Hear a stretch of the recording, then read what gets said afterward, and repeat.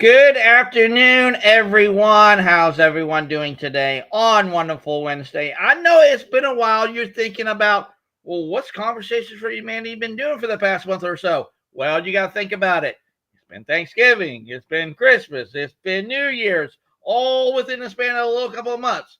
But that's never a bad thing in and of itself to take a little time off with the friends and family. But we're back yet again.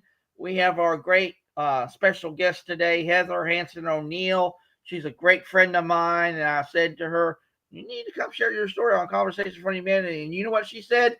No, she didn't say no. She actually said yes and everything. So that's why she is here. So, Heather, thank you so much for being here today. How are you doing today on Wonderful Wednesday?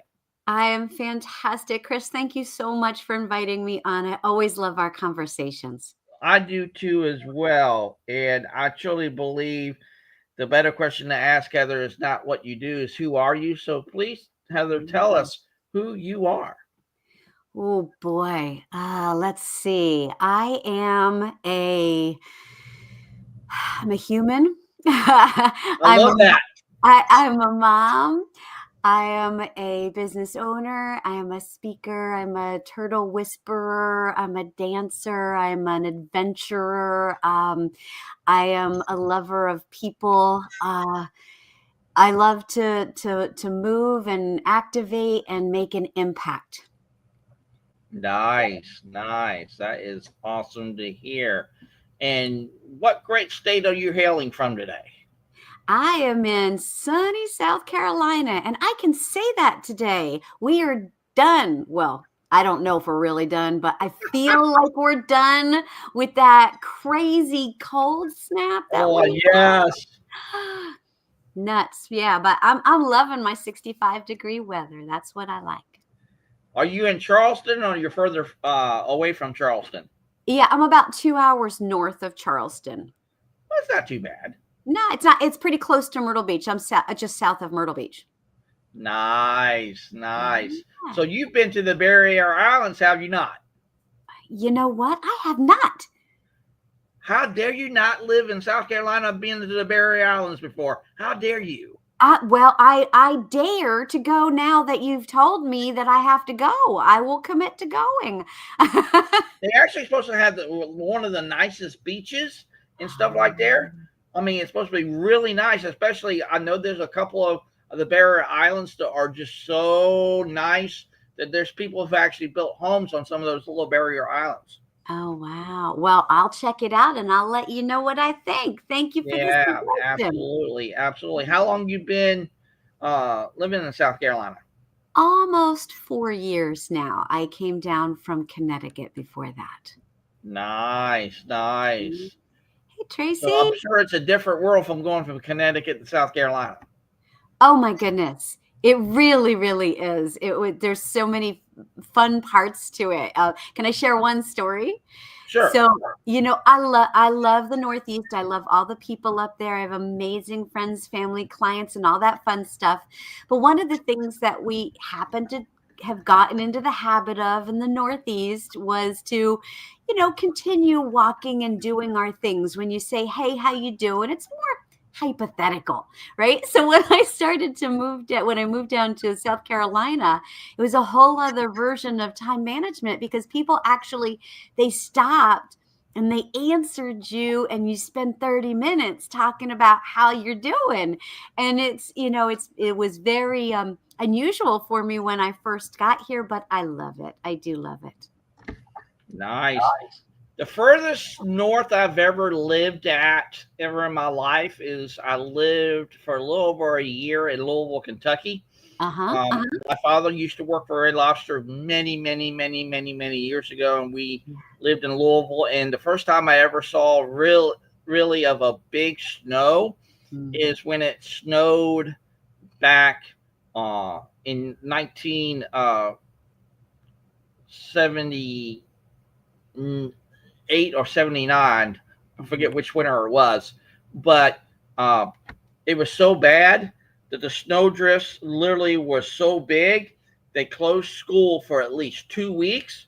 And my dad said, "Whatever you do," and I never thought of this. He's like, "Don't go running out the door because you will slip because Oh, yeah, yeah. on concrete most often than not it's Mhm. the ice, and I'm thinking to myself, oh, I'll be all right. No, I wasn't. Hit that ice. I go up, hit my booty on the ground, and that was it. And I was like, oh my god, and everything Well, like you that. learned your lesson, didn't you? Did. But also too as well, black ice is a big thing too as well Yes. because of the Mhm. roads and everything Yeah. like that. That you can see. But I never really thought of that. I was like, oh my gosh, because I spent many a winters in my grandparents' place in Kingsport, Tennessee, and I Mhm. never had to run into that. But like I said, Yeah. my first time in Louisville, Kentucky, I'm thinking to myself, it's going to be just like Kingsport. And I'm like, no, this is No. completely different. I did an event in Louisville a couple years back, and I was so impressed with the renovations they had done for the city. They really did such a beautiful job with updating things and making sure that everything was fun and safe and beautiful. I really enjoyed it there. Yeah. Hmm. Nice, nice. But also the flip side of that, for me at least, Yeah. is when I lived in Louisville, Kentucky. Of course, during the summer months, you have a lot of wind and a lot of rain, storms, and all. So that's basically tornado alley, all the way from basically Texas, Oklahoma, all the way up to some parts of the Mississippi River, and then goes into Ohio, Kentucky, Hmm. Tennessee, and all that stuff. And there was one time that I actually saw a tornado because I lived in a two-story house that was literally above my house coming down, bing, bang, boom, and then it just stopped midair and then went right back up. And I'm No like, way. That's amazing. I've never yeah, seen anything like that. yeah, Yeah. yeah. So that is good. But Heather, we would love to know your story, and that's what Conversations for Humanity is all about. So we'll be so humbled and honored to hear your story of who Heather really is, and Mm. we would like for you to share that with us today on Conversations for Humanity. So the show is yours. Oh, well, thank you, Chris. I appreciate it. I mean, I guess I'll start with this present moment in time first and then go backwards. So I love that you and I met because we are both seeking and expanding humanity, right? And so we met through the Friendship Bench and Dennis and 360 Nation and Biz Catalyst and all those fun, amazing people over there with that same mission of making an impact. So going back, how did I get here and what I'm doing now? I Gosh, I started dancing was my first career. That was my first, just to get to know me a little bit better. Started dancing professionally at 13, and then, you know, traveled around a lot, enjoyed it. It was amazing. And then I had a situation where I was at kind of the height of my career and had an injury and had to rethink what I wanted to be when I grew up. I went back to school, I went into sales, and then a wonderful mentor encouraged me to start my business. And so that's when I got into speaking 25 years ago now. And Mm-hmm. love it. I absolutely love it. And wrote a couple of books. My fourth book is out just recently, just launched recently. It's called Finding Humanity, The Evolution of Oh, Sales. nice. Yeah, and it's been getting I'm so excited. The book launch party was so much fun. I had 40 incredible people who contributed their own stories of humanity along with mine, and we hit some great like top new release, bestseller, and all that fun stuff. So I'm just so grateful to everyone who was involved in this project, and 100% of the proceeds are going to Alzheimer's. So I am Oh, nice. very honored to be able to be involved with that as well. So, what made you want to end up dedicating to the book for Alzheimer's? Was it someone in your family, someone that you knew? What Mhm. was that? Yeah. So the story of that is in the book is one about how I started this whole initiative of going out and seeking, finding humanity and how it relates in business. It came actually from the experience with my mom. So my mom had dementia. My father actually had Alzheimer's. My grandfather had Alzheimer's. So I was a little too familiar with Alzheimer's and the how long and challenging that journey is. Hello, Shelley. Nice to see you. And so when my mom, who was living in South Carolina, when her dementia worsened because of COVID and the isolation of COVID, that's when I decided to move down. We had been encouraging her to move up for some time, and she wouldn't. So once my kids graduated, I moved down to South Carolina to help her. And unfortunately, only about 6 weeks after I moved here, she ended up passing from pancreatic cancer. And so that was that shock of, I had this expectation in my head that this is going to be a long journey. And then it was very abrupt after I moved here. And so the book has the story in it of how I came to that, from why me, how could this happen, place to finding myself, my connection to the world, to others, to finding goodness in the world, in people like yourself, and then in taking it further into what does it mean in business, like, and so found that the research that we did is that the more the people, that the businesses, the organizations, the team leaders that come at business from a sense of humanity, really connecting to their people, creating a positive environment for them, supporting them. They then go out and they do better things to provide better service, deeper connections with the clients. And then they have that purpose that they are aligned with, that is bigger than them, bigger than profit, bigger than the company. And they're contributing back to that. Those organizations that are doing right actions actually see it coming back to them. And so that humanity is every individual interaction, as well as purposeful relationships that are deepening when we just show up at a different level and we think of things that are beyond ourselves. And so that's my somewhat long story that is still very abridged from having lived it. Well, I'm glad that you took a thing that for a lot of us might look as a negative, and the reason why I say is such because there's a friend of mine that I know. His name is Brian Sumner, and he had a friend of his had someone else go through cancer too as well, Mhm. and everything. And what they ended up saying to themselves as a family is, "We are cancer, and we will beat this together." So whether it be Alzheimer's or cancer or leukemia, whatever that is, I truly believe we have a different take on what happens to us when we reframe literally life in and of itself. Because then when we look at life happening for us rather than to us, then Yes. maybe it changes the whole thing of what we do and why we do it. Because then again, if we want it to happen to us, we play the victim. Oh, woe is me, this, that, and the other. But when Yeah. you embrace it for what it can truly change your life in a transformative way, then you can have it happen for you, and it changes literally everything. It really does. And here's the thing.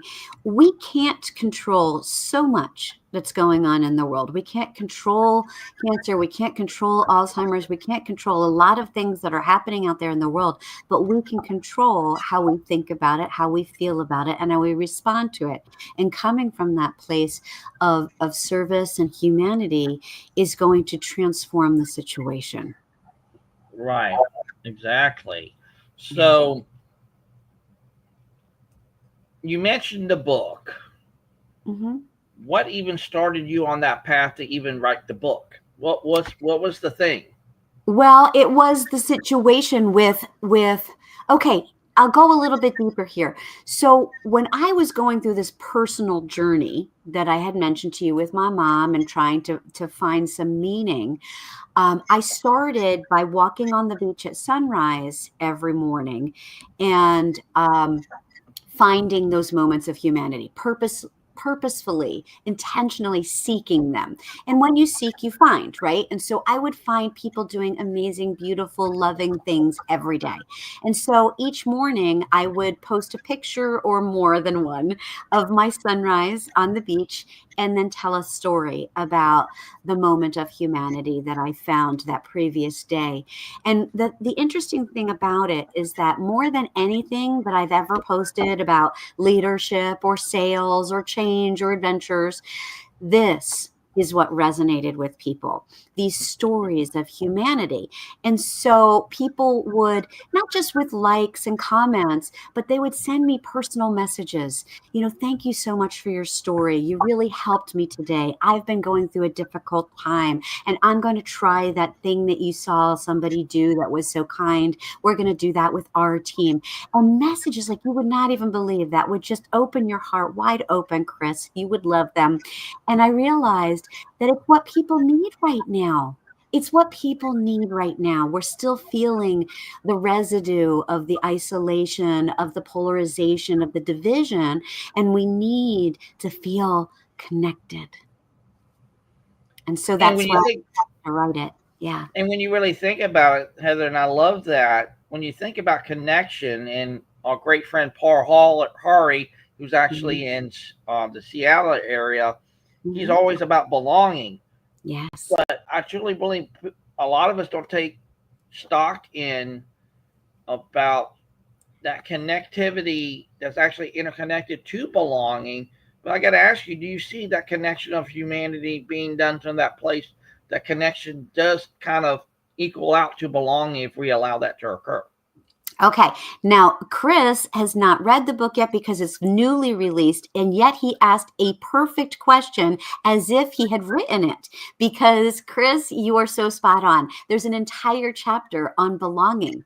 I reference Paul, our friend Paul, in it, and I have some amazing contributors who wrote stories specific to belonging in our families, in our communities, and in our teams, our companies. And it really has a big impact when we recognize the power that belonging has to transform a team, to transform a relationship, to transform solutions. It's incredibly powerful. And when we don't take it into account within our organizations, that's where you hear things about quiet quitting. That's where you hear things about people, right? That's where people are not, they're not there, they're not engaged, they're not invested. And Mm-hmm. when you have that sense of belonging, that environment that feels good, then everything else positive can flow from that.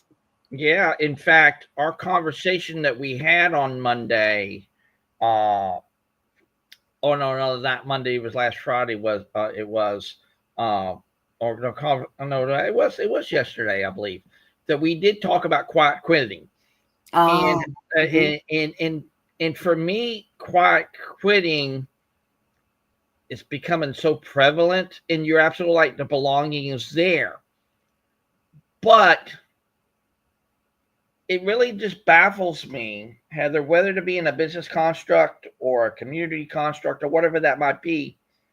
Let me ask you this: why is it that we kind of push people out for them not to already belong when they're already there?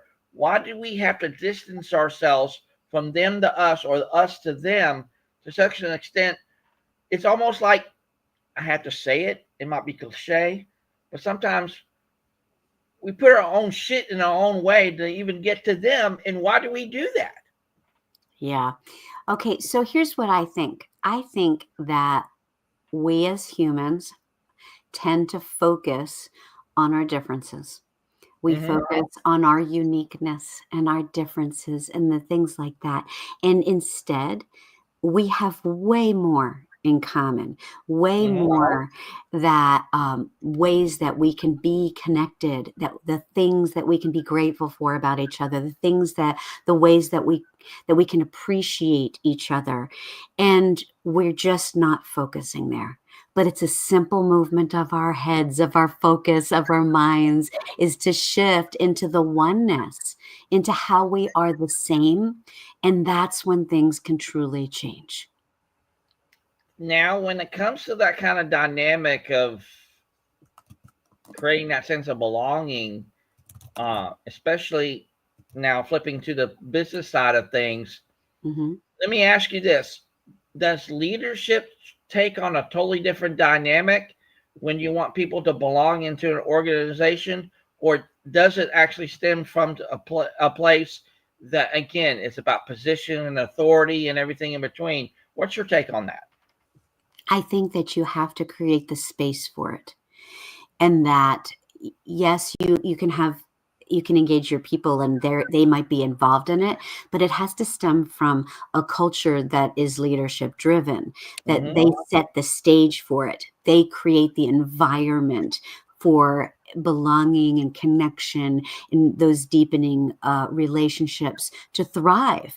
They have to allow, and not just allow, but encourage inclusion. They need to ask for and listen to the opinions of their people and then activate it, because your people are the ones who are interacting with your customers. You can't get to that place of profitability that you want without them. And so we need to honor that and open the dialogue and create the space for it. So, yes, it has to be intentional. Yes, and I'm glad you brought up intention, because I also want to ask you about this too as well, where this kind of dynamic started with you. What brought up for you the elements of adventures of empowering leaders in doing that? What kind of set you up to even start that journey in and of itself? The elements of venture. So I love that you brought this up. So I'm going to tie it together holistically, because sometimes people think of, what I do are like, oh, she does this and she does this, but everything is cohesive and holistic. So what I do is I open hearts, minds, and doors.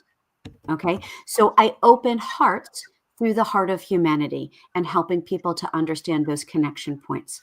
I open minds through the adventure mindset.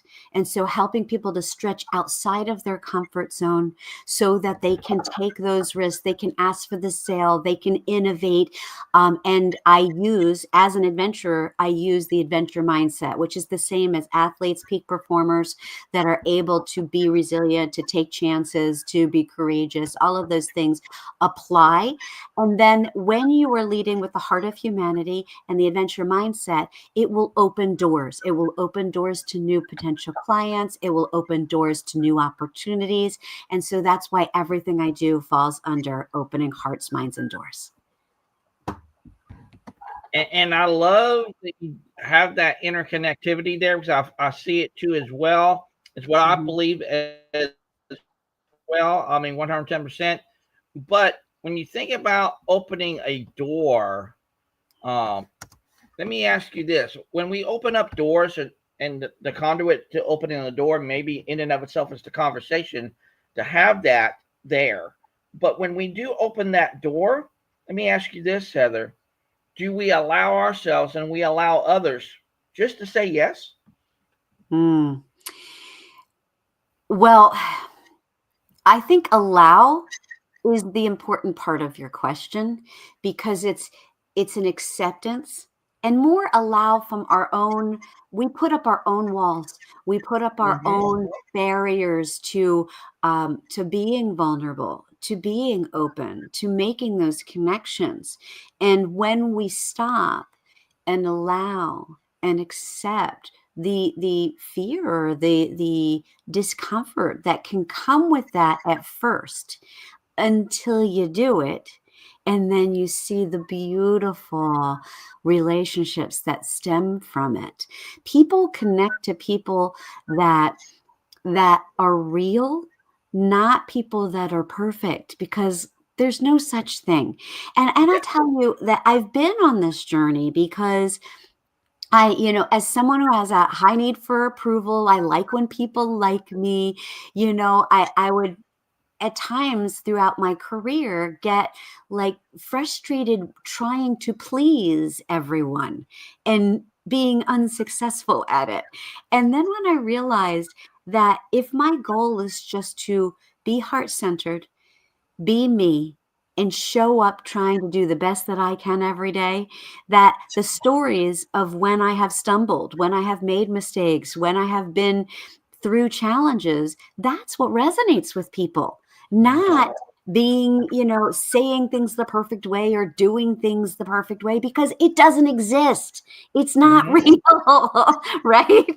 And Yep. so, people, they resonate more with my crazy laugh or the weird way that I make my way dancing through a room like that. That's more amusing to them than when I try to be all uptight. Ugh, who wants that? That's no fun.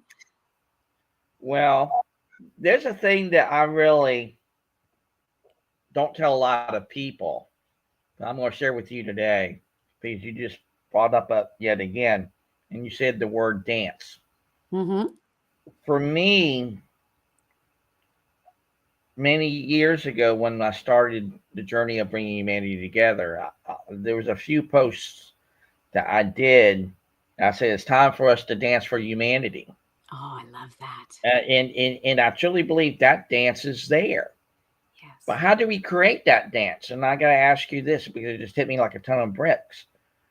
Do we create it through the harmony that's there and with also the symphony that's literally before us when we, again, just say yes and create that dance not only for ourselves, but we have that dance with others? Mm. You know, what you're talking about is twofold, and I'm going to say yes to both.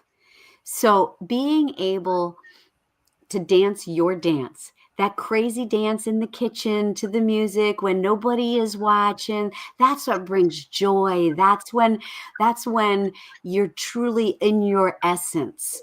And we Mm-hmm. need to be in our essence and enjoy more often, because that will spill out of us onto other people. So Mm-hmm. that dance is important, recognizing that, embracing that, honoring that. But it's also about the dance that we have with other people, right? And it could be that dance and finding the space where we have that common thread. So it may be a little staccato in the beginning when you're finding that space, then it flows. And I actually have used dance in my workshops to get people to loosen up a little and feel different types of music, because music moves you in different ways. Chris, let me ask you, how do you have certain types of music that brings on a certain mood, and do you use it like purposefully? Do you put on music because you want to feel Mm-hmm. a certain way? What is it for you? What's that positive, fun music that you put on? Well, for me, Yeah. I've been so captivated and literally inspired, and not most people know this, but if they don't know it now, but they will now. Is Star Wars has changed my life like you'll never know, Uh-huh. and the music of what John Williams has produced, whether it be the Harry Potter films or the Superman theme or the Indiana Jones soundtrack, whatever he has done has really spoke to me. And there's been some times that I have used that music to put out a post, to Mm-hmm. share something that's on my heart, because when you really think about it, music has meaning Yes. and everything.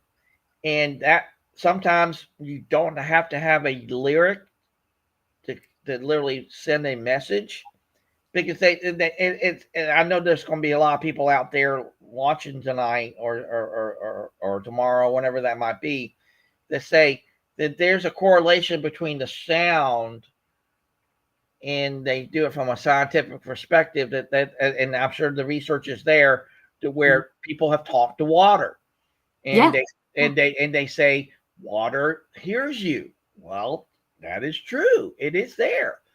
But see, for me, from a deeper perspective, when it comes to music or anything else, I know everything's interconnected to everything else. It's already, there's a force that connects us and binds us together. I've known that forever. Mm-hmm. And for me, when I use that music, I use it to show me that kind of North Star, or show me a path and everything like that. And then when we do go see a movie or do go see an opera or whatever, there's always that event that comes up, and I truly know this, Heather, and I would like to hear your take on it too as well. That there's something sometimes it something gets said or something is sung that says, "Oh my God, I gotta write this down or share it or whatever," and because we have that event happening to us, and sometimes when again, I say it to a lot of people, when hope and faith come knock on your door, are you willing to answer that call? But for a Mm, lot of us, sometimes we don't even answer that call, do we not? that's right. We don't. It's too the world is too noisy to even hear the call. Right. So, but I want to just touch on what you said there. And to me, there are different ways, like what you're talking about. Sometimes it's just the notes, and sometimes it's the lyrics, whatever it might be. And it might be different for different people depending on whether, like, I have different types of music that I listen to for different effects. But the whole point is that it moves me. Dance moves me. The arts moves me, meaning that it makes me feel something. And when we can Mm-hmm. stop trying to like sterilize our emotions and allow ourselves to feel, that's when we touch each other. That's when we touch a heart. Mm-hmm. When you share a story, when the music is moving both of you. Have you ever had that song where you hear the lyrics and you're instantly transported back to your grandmother's kitchen, and you can actually even smell the Yep. chocolate chip cookies, right? Like, because it's all connected, like you were talking about, right? So all of the things that we're talking about are just a multitude of ways that we can feel, that we can share, that we can connect. Yes, and I love that because sometimes it does. When you think about it, when we hear music that takes us back to our grandma's kitchen, you got to even remember too as well. Sometimes it's also taking you back to the very things that you smelled right then and there. Yeah. You remember Hmm. that cherry pie, you Yeah. remember that turkey, you just remember all that, and that Yeah. is there. But Yeah. I can't be remiss though in asking you this.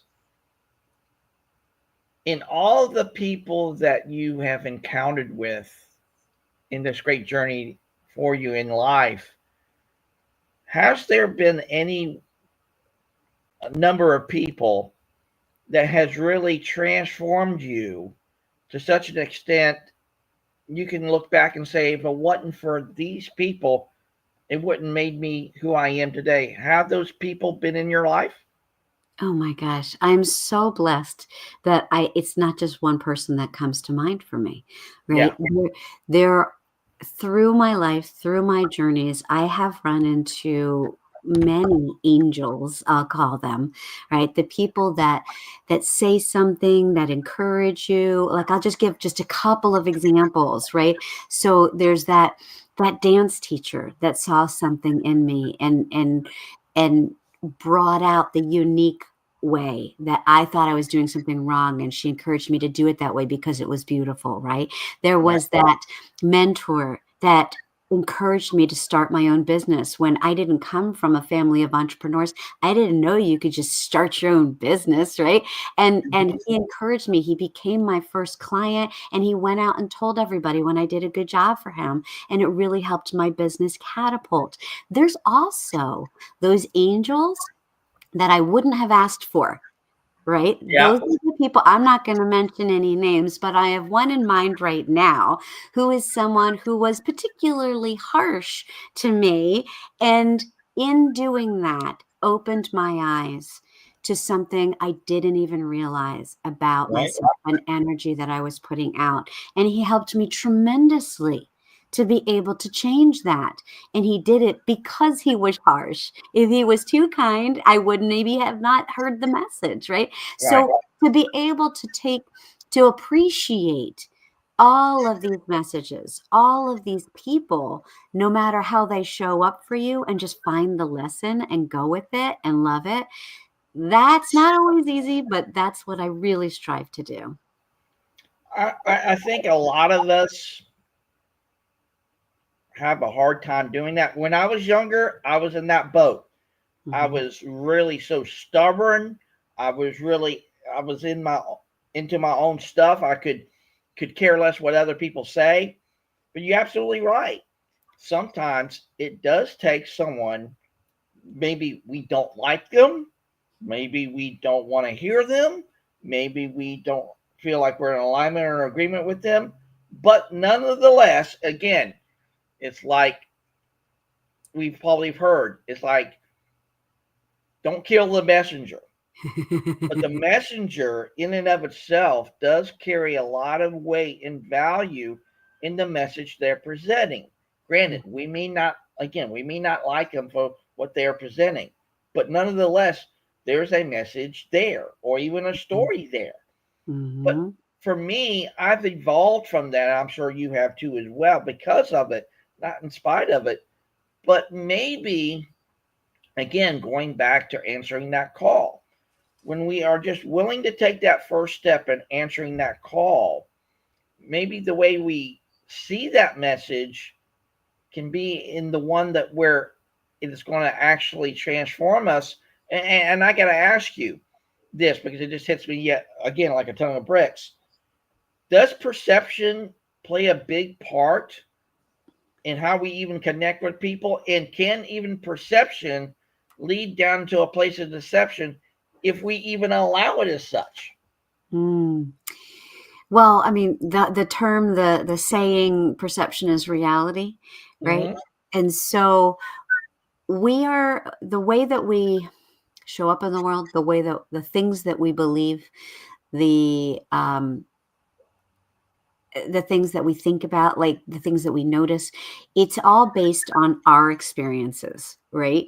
And unless we open our minds to, I call it walking around the circle. So you have this one thing that you're looking at, right? And so someone who's on the other side, maybe looking at that situation, they're looking at it from a completely different perspective, a different viewpoint. So they're going to see very different things. You talk to police officers, and there's a situation, an accident that happened. If they take everybody that was there in the vicinity into different rooms, they're going to get different responses on what they saw or what happened based on their perspective. But it's the same thing. That's just a simple one. But when we're having a challenge, when we're in a disagreement with someone, when we're trying to solve a problem in our personal or our professional lives, if we are so stuck in our opinion without looking at it from more of an aerial view or walking around the circle from somebody else's perspective, we're going to miss something. Mm-hmm. We're really going to miss something. I agree. And again, I know the loss of translation is a big thing for a lot of us, because again, I recognize this in the people that I have come in contact with for the 53 years I've been on this planet. There's kind of two sets of people that you really have to understand that they are there. There are the high level people where they have to dot the I's, cross the T's. They even got to read the fine print on everything for them to really move forward in what they do and why they do things. And I get that.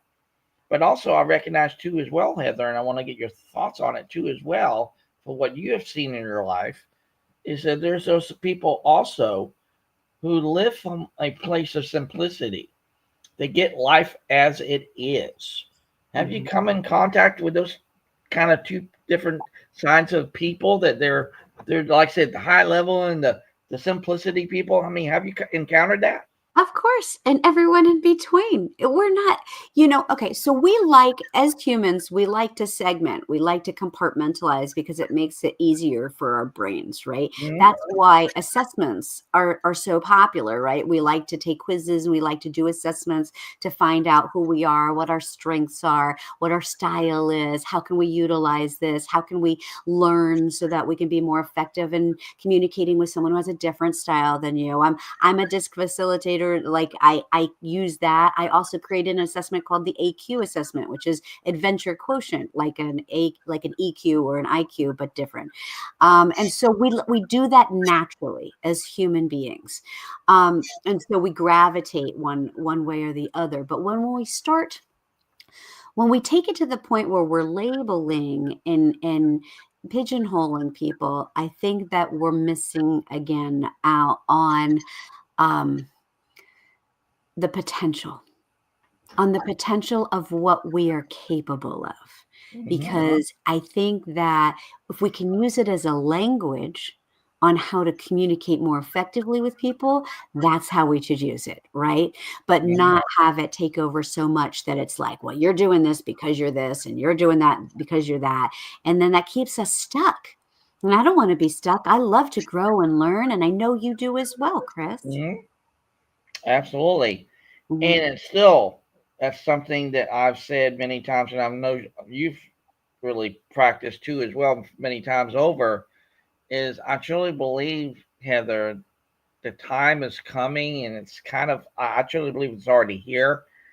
We as human beings are starting to recognize it's better now to collaborate than to really to compete to one another and everything. I'm not saying competition is not a good thing. Sometimes competition is a great thing, and here's why.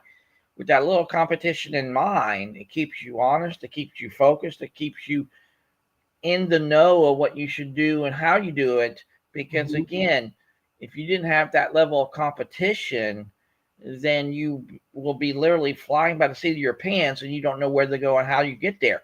And again, that kind of determines, I guess, maybe the way there are those high level people who execute very well and that kind of thing, and kind of skims out the rest of the people who are quote unquote average or anything like that. But see, I don't do it in that kind of way, and here's why. I know everyone's on a different level. That's all it is in its simplistic form. There are going to be those high level people, those medium level people. There's going to be those average people, and there's going to be people who are just that literally are taking step one into whatever they do. And that's all it is. It's not a disparaging thing. It's not a looking down upon people thing. That's just literally what it is. And when you look to life as levels, then you have to say, well, what level can I achieve tomorrow versus where I'm at today? And maybe that's the way we can really embrace how we can connect with humanity, even from a place of doing it from the heart, that we just recognize everyone's on a different level or a different field. But the way that we can play on their field, or them have them be playing on ours, extend.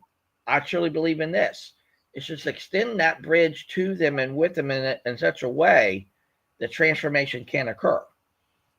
Yeah, this is interesting.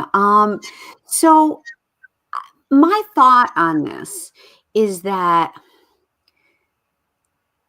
if we're looking at someone in a point in time, you may have like I may be at a certain level in this area doing this activity in the, and then I might be at a different level when it comes to something else, right?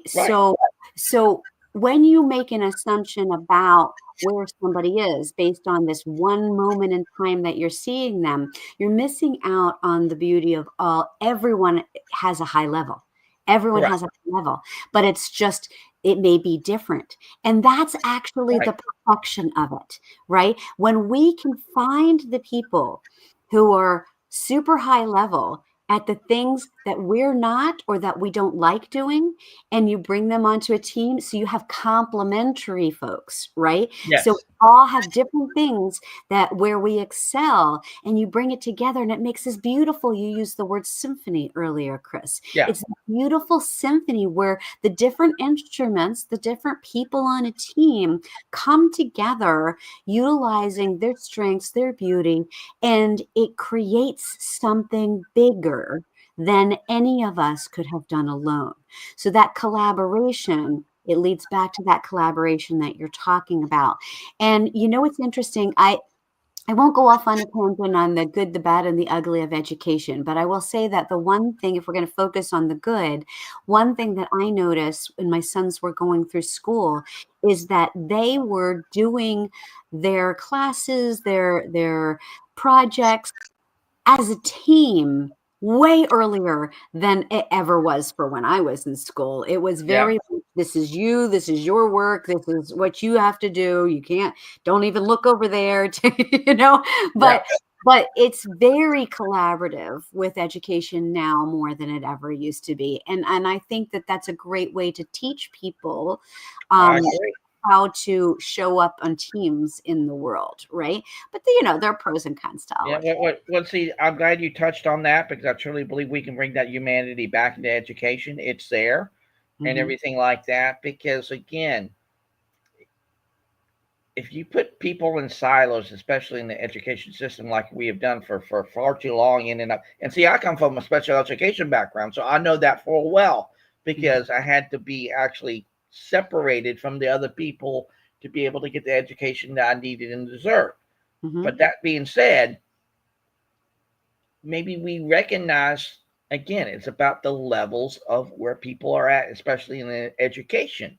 Because think about it, I was no different than anyone else in that classroom, whether I was mainstreamed or literally in a special education format in and of itself. I was no different. All I had is a different way of learning, different way to communicate, and a different way that I took in information. That's all it was. mhm. And again, when we are in a collaborative dynamic, and when you really think about it, the social dynamics in school, and I kid you not, I have to say it from experience, is now probably far tougher than when we ended up going into school Mhm. because of the age of technology. And I want to go to you in that with when it comes to education. Let me ask you this: how well has technology connected us or disconnected us, not only in education, but more importantly, society? Ooh, that's a big one, Chris. So I will tell you that I think my personal opinion, this is just the where I am right now. I think that technology, um, we need to be intentional with it, just like everything else that we've been talking about.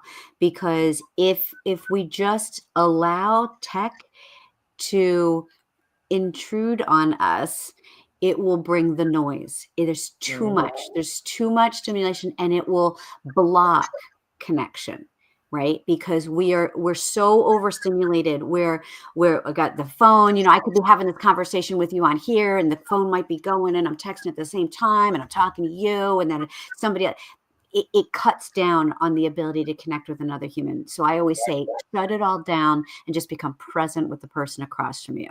Now, having Right. said that, technology, if used in the right way, can actually increase connection. It can give you in business, if you're using the right tools, it gives you many ways to connect with your clients. I now have a global company that I never was able to have before, or maybe I didn't even realize it was possible until the pandemic forced it on me, right? So I have clients now all over the world that I never would have had I not been given the opportunity, meaning lesson based on a challenge, right? And Right. so when we can purposefully use technology with the intention of building the connections and to take time away from it, that's where I think we're going to optimize our not just our own productivity, but our ability to connect with others.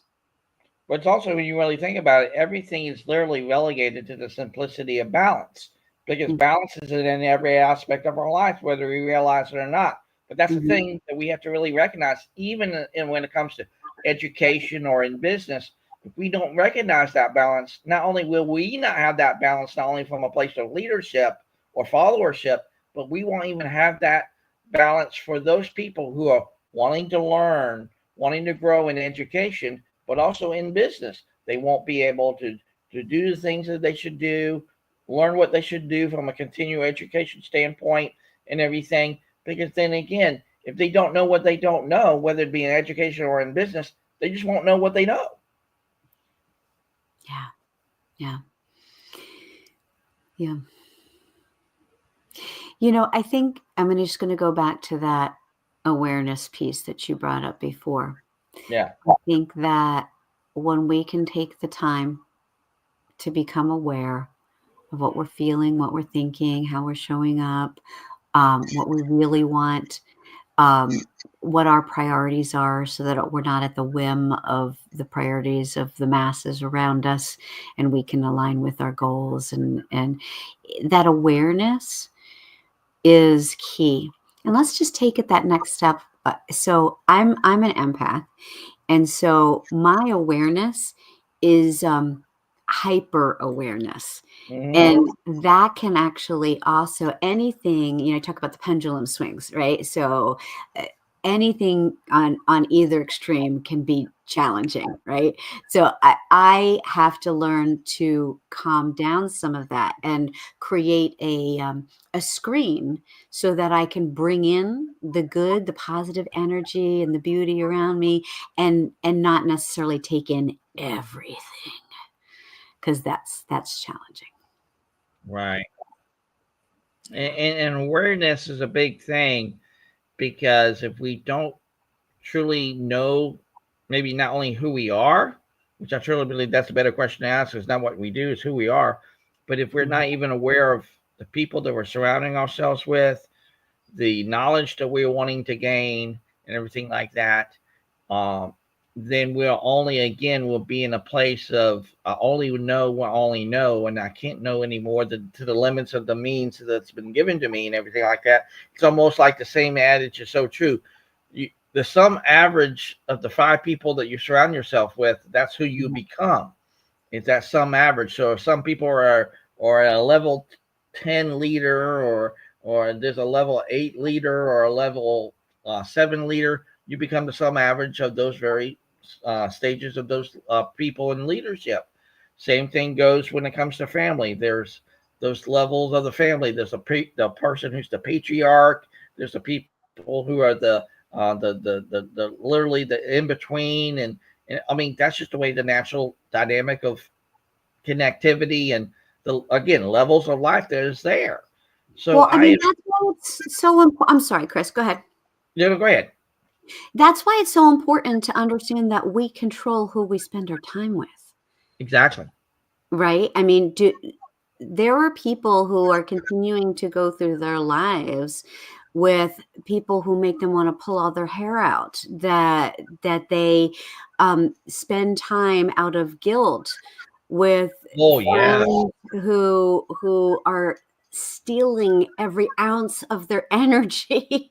And so Yeah. we need to look at, if that's true, and I am the sum of the 5 people I spend the most time with, then I want to make sure to pick people who are further along the journey than me, Yeah. who make me laugh, who are smarter than me, who are positive, who are like whatever it might be. Choose. Don't give up your power to choose. Yeah. And that is why I'm a firm believer in this, is that literally in and of itself, it comes to this very dynamic of where is it at? Let me have it. Um, it's about recognizing that the next currency of humanity is going to be rooted in value and not money. And when we Mm-hmm. do it from that place, but also when you're talking about energy, and this hit me like a ton of bricks too, as well as you're mentioning that, is there going to be two kind of people that we have to really recognize. There are those uh, people who are those connectors, the people who truly want to connect and get to know who people are. And then there's the other dynamic of those connection collectors. They just want to collect these people for whatever why or means to the ends of what they want them for. Because again, there's such a thing that's out there, Heather, and you probably know this far better than me. There are those energy vampires. They will literally drain you to such an extent. You don't become one of them. Well, you could probably, but you become those people that can literally drown every ounce of energy out of you. And then again, do you become a zombie? Maybe, I don't know. But see, that's the thing. Do you really want to end up doing that to other people, that you literally are that energy vampire or that connection collector, that you only are collecting people for your own benefit or own gain? Or do you want to flip it around and say, I want to be that connection connector?